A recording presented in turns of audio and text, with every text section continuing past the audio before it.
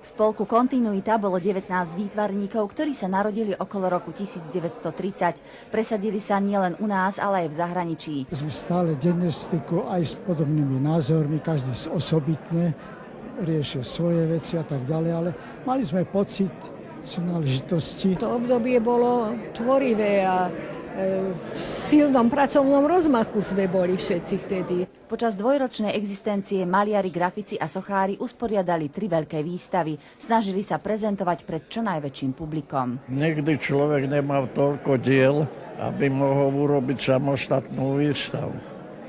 A tu predsa v kolektíve sa ľahšie prezentoval. Ak boli ovplyvnení, tak to bolo to ich osobné poznanie západnej kultúry.